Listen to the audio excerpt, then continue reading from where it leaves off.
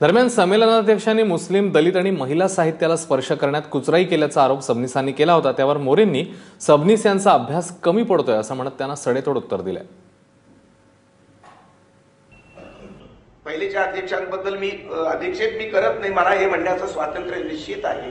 त्यांच्यापेक्षा मी श्रेष्ठ म्हणत नाही, कारण त्यांच्याच मालिकेवर मी उभा आहे। पण आतापर्यंतच्या सर्वच अध्यक्षांनी मराठी संस्कृती आणि समाजाला पेलून नेणारं संचित आणि मूल्यात्मक विचार त्यांच्या साहित्यातून मांडला आहे असं मला प्रामाणिकपणे वाटत नाही।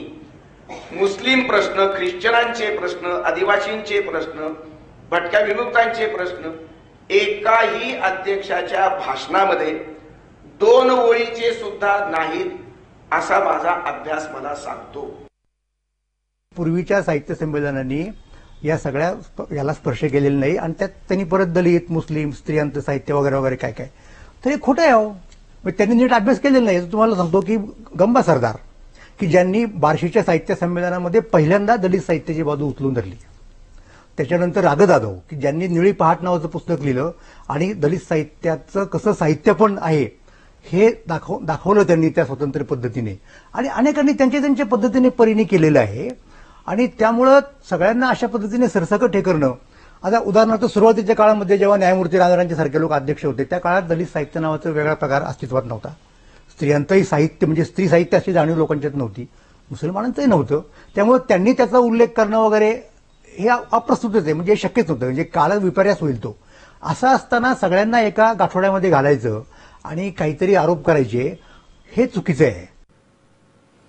या सगळ्या वादाला तोंड फुटल्यानंतर श्रीपाल सबनीस यांनी घाईघाईने आपण असं काही बोललोच नव्हतो, आपल्या वक्तव्याचा विपर्यास होतोय असं म्हणत यू-टर्नही घेतलाय। आपण बघूया ते काय म्हणाले।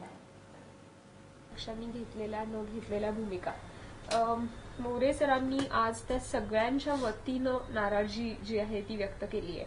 त्यांचं असं म्हणणं की जे बरेचसे आता हयातही नाहीत त्यांच्याबद्दल आणि एकूणच या सगळ्या मालिकेत, ज्या मालिकेचा तुम्ही आता एक भाग आहात, त्या मालिकेतल्या सगळ्या व्यक्तींबद्दल असं काही म्हणणं किंवा मेहुण म्हणून वावरतात असं जे तुम्ही म्हणालात त्याबद्दल त्यांनी आक्षेप व्यक्त केले। तुमची काय भूमिका? पहिला स्पष्टीकरण म्हणजे मी मेहुण हा शब्द माझ्या पूर्ण मेहुण शब्दाचा अर्थ मला माहित नाही। नंबर 1, मेहुण शब्द मी उच्चारलेला पण नाही।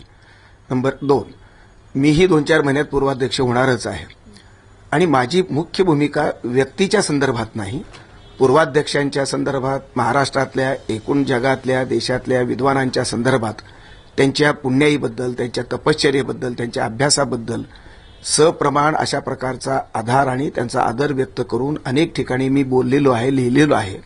आणि माझ्या अध्यक्ष भाषणामध्ये शेकडो अक्षरशः विद्वानांचे संदर्भ, गौरवाचे मुद्दे त्याच्यात त्यांच्या नावानिशी सप्रमाण मी नोंदले। अध्यक्षाबद्दलचाही आदर आणि आत्मीयता मी व्यक्त केलेली आहे। अध्यक्ष हा माणूस असतो, तो आकाशातून पडत नाही, मीही आकाशातून पडलेलो नाही। प्रत्येक महापुरुषाला मर्यादा असतात तर अध्यक्षाला मर्यादा असणारच, मलाही मर्यादा आहेत, प्रत्येक विद्वानाला मर्यादा असतात आणि म्हणून मर्यादांचं भांडवल कोणी करत नाहीये। मला प्रश्न, मी स्वतंत्रपणे ते भाषण केलेलं नाहीये, मी जे परवा जे बोललोय ते अक्षरधाराच्या मुलाखतीमध्ये मी बोललो, प्रश्नाचं उत्तर देताना बोललेलो आहे की मला प्रश्न विचारण्यात आला की तुम्हाला अध्यक्ष व्हावंसं का वाटलं, तर मी म्हणालो की मला काही नवीन काही सांगण्याची माझी इच्छा आहे, माझी भूमिका आहे। महाराष्ट्रामध्ये मराठी भाषा बोलणारे, लिहिणारे अनेक कवी, लेखक वेगवेगळ्या जाती धर्माचे आहेत। माझ्या डोळ्यासमोर आदिवासी, ओबीसी, भटके विमुक्त, मुस्लिम, ख्रिश्चन, स्त्रिया अशा अनेक उपेक्षित, वंचित घटक लिहित आहेत। त्या लिहिणाऱ्या साहित्याची नोंद साहित्याच्या संमेलनाच्या अध्यक्षपदाच्या भाषणात असावी, ती मला दिसली नाही। आणि प्रत्येक अध्यक्ष आपापल्या भूमिकेनुसार त्याच्या आयुष्याचा सारांश तो मांडत असतो आणि मांडलेला आहे। त्या सारांशाबद्दल, त्यांच्या भूमिकेबद्दल मला प्रचंड आदर आहे, तो मी वेळोवेळी व्यक्त केलाय, तो अध्यक्ष भाषणातही व्यक्त केलाय।